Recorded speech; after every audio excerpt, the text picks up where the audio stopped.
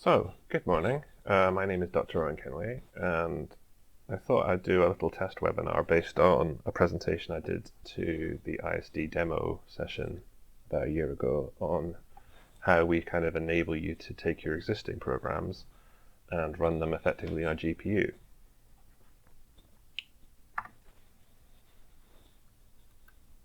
So, first question you might ask, if you're very non-technical, is what is a GPU? So a GPU is a special processor designed to be very good at 3D graphics. So whereas the main processor in your machine has a few, although increasingly many, very complicated cores, which it can use to do various types of processing, a GPU has hundreds or thousands of very simple cores, and they run in lockstep. So there's thousands of them, and they're split into a thing called a warp. And every CPU, every core in the warp has to execute the same instruction at the same time, but on different data. And they have some very fast, very expensive dedicated memory. And they predominantly exist so that people like me can spend their free time playing video games. So, there's a screenshot there of me playing No Man's Sky on my PC a couple of years ago. In the mid-2000s, it was kind of realized that this design is coincidentally very good for doing physics, because a lot of physics problems involve doing lots of matrix algebra, and that involves doing the same operation on different data with very fast memory. That then led to, in the 2010s, people realizing that this could then be used to enable what has been a kind of revolution in machine learning, again, because you're doing lots of matrix operations. And that has even kind of led to specialist GPUs, like the Tesla series, which we have installed here at UCL, which can't even do graphics. So the graphics hardware has been removed from, they adjust the bits of the processor that do the very fast matrix multiplication. So Myriad has many generations of GPUs in it. It has 3 generations now. The oldest are a thing called a P100, but for a very long time the standard was the V100 Tesla. And we'd buy a single node which had 2 of these cards in it, and people would request them as part of their job script, and they'd be allocated them, and their jobs would run on those nodes. The newest hardware has 4 of the newer generation A100s, and those A100s can be almost 2 times as fast as a V100. So I thought the best way we could demonstrate how easy it is to make your existing code run on GPUs with modern tools is to do a toy example. And I've just realized that I've put my camera in a place which means you can't see that URL, but we have a repository of basically the same algorithm written in lots of different languages. And this algorithm is basically an extremely processor inefficient way of calculating pi. It does a numerical integration of the area under this curve. And it does that by splitting that curve into lots of vertical slices and adding up how much area is under the slices. This is a very bad way to calculate pi. It takes a lot of steps, but it's very good for doing toy parallelizations because it's very parallelizable.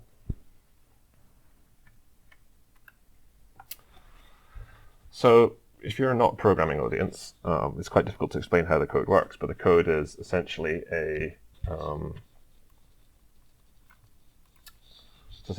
list of steps that the program goes through. And those of you who have been using computers for a very long time will remember that in the 80s we had this programming language on everything called BASIC. And that was very good for teaching people very basic programming concepts. I, of course, learned BASIC as my first programming language, which I believe means that I am supposed to be stunted and incapable of writing code for the rest of my life because it's meant to do incalculable damage. But actually, it's a very nice language for expressing these things very simply. So how do we do this calculation? Well, we decide how many slices we want to make, which we set to the value of n. We have an accumulator we call S.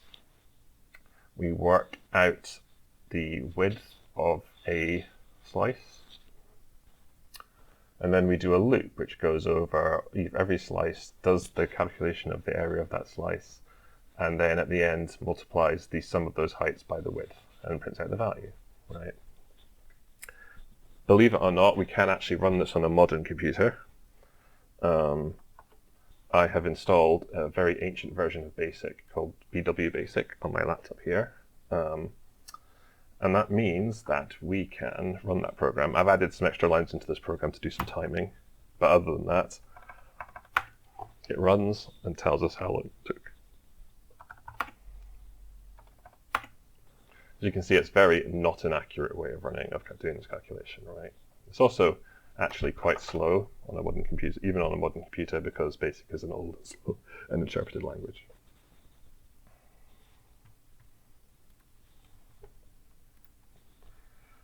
So the first thing we can do to speed it up is to write it in a modern programming language that's compiled. And the best language for writing all numerical code is, of course, Fortran, which was a very old language. It is, in fact, the first programming language. And Fortran, because it's the first programming language, is really intended to do maths, and so it does very well. The program's a lot longer here in Fortran. There's a lot of stuff where you set up variables and get command line arguments. But the really important part is this bit here, which is basically the same code as before. We set the accumulator to 0. We work out the width of a slice. We loop over all the slices, adding up the height, and then multiply that by the width. Right? And if we run it,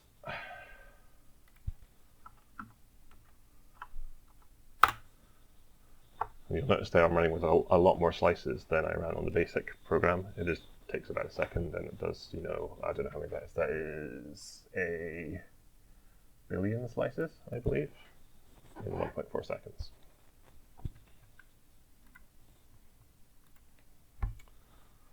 But that's not what this session is about. This is about talking about GPUs. When people started programming GPUs to do physics, they had to do very complicated things because the primary programming languages for programming GPUs was designed for actually writing, that 3D rendering stuff that I showed for playing video games.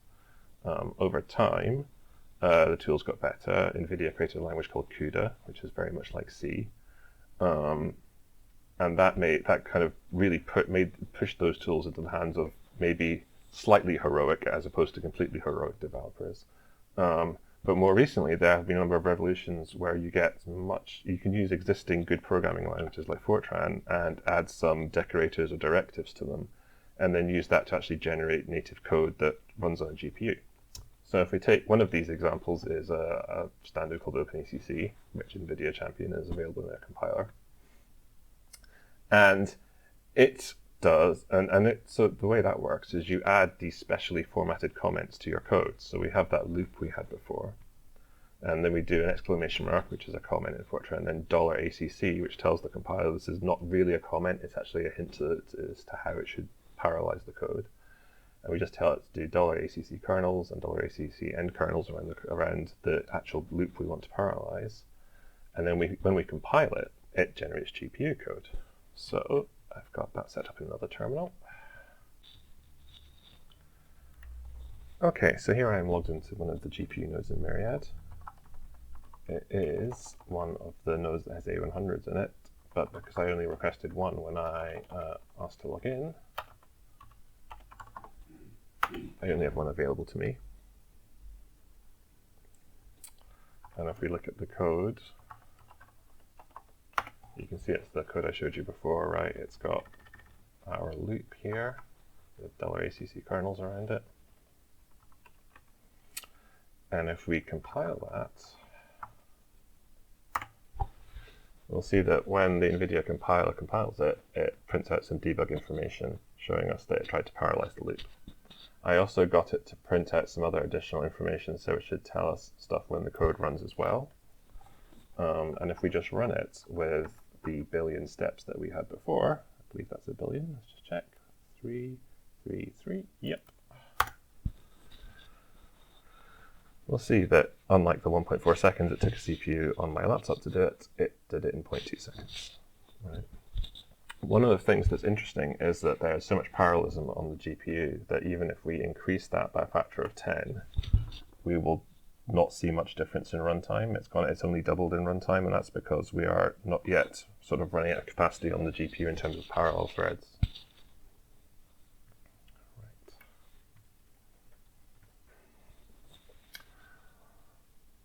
One of the issues, that massive parallelism means it's actually quite difficult to see the difference between different generations of GPU. If you run it on, here I've put a 100,000 billion slices and did a test on the V100 it took 402 seconds and on the A100 it took 292. So we're just getting a bit faster there. It's not really 2x. But that, in comparison, running on a CPU would be hours and hours and hours, right? We can do it live with a slightly smaller. I did some experimentation earlier, and you can do it live with a slightly smaller example. So let's do that. So here we have the A100, right? If we run,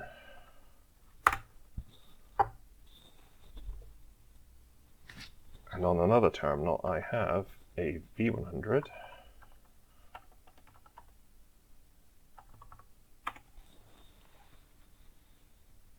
Yeah.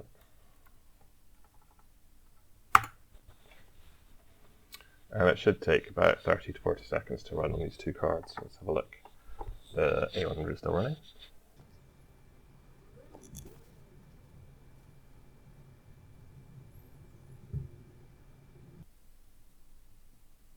There we go. So the A100 is finished. It took 84 seconds. And the V100 is still chugging away.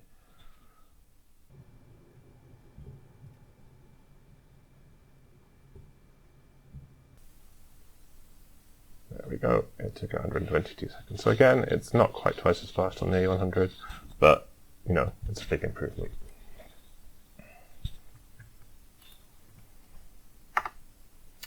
So in summary, we've installed newer, much more powerful GPUs in Myriad. We no longer need to write complicated shaders or even CUDA to do HPC on a GPU. You can use OpenACC, OpenMP, and other tools to let you write, take your existing Fortran code and run it on a GPU.